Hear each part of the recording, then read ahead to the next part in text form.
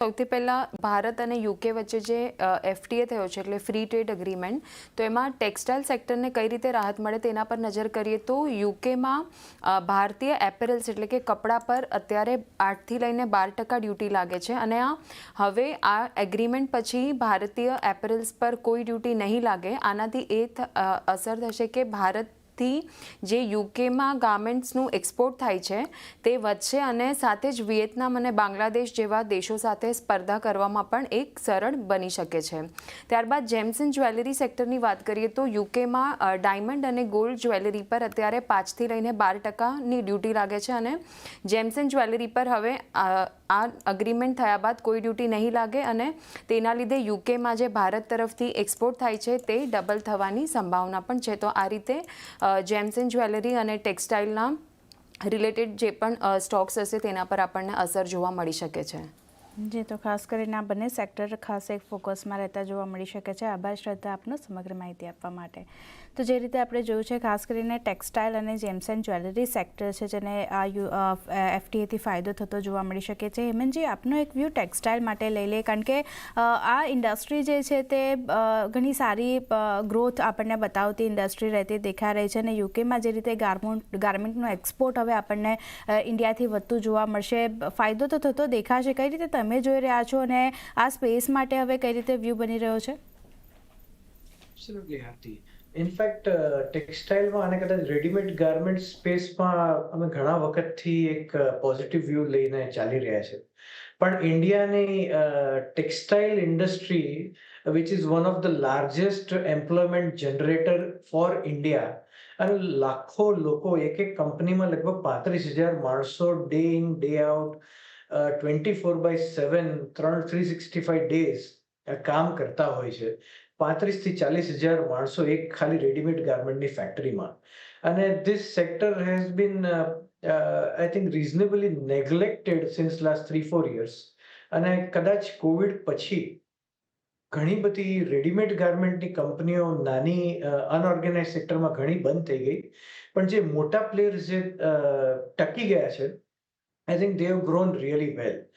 અને આ એક 3 વર્ષ પછી જે એફટીએ જે સાઇન થયો છે યુકે સાથે, I think this definitely is going to be a game changer for the Indian textile sector. જે બાંગ્લાદેશનો ગ્રોથ, જે આપણે textile is their main business બાંગ્લાદેશમાં, રાઈટ? અને Bangladesh is exporting almost $5 billion worth of goods to UK, અને ઇન્ડિયાનું exports to UK is just $1.5 billion.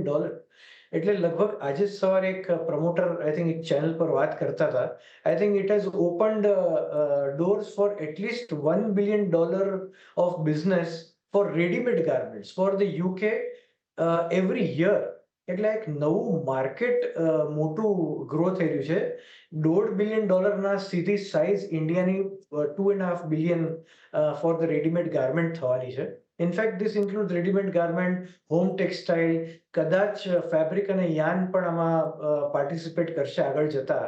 આ સેક્ટરમાં આઈ થિંક એક સ્ટ્રક્ચરલી પોઝિટિવ વ્યૂ છે. આથી જેમ મેં શરૂઆતમાં જ કહ્યું એમ, we are really positive on this sector.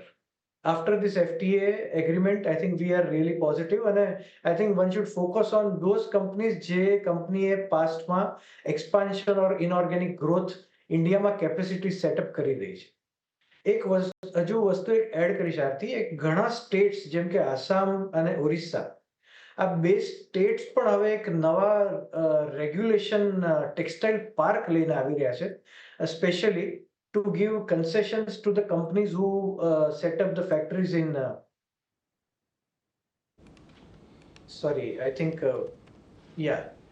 એક કનેક્શન, એક ઓરિસ્સા અને સ્ટેટ્સ બી એક પ્રમોશનલ સપોર્ટ આપી રહ્યા છે for the industry to generate business અને to generate employment in this states.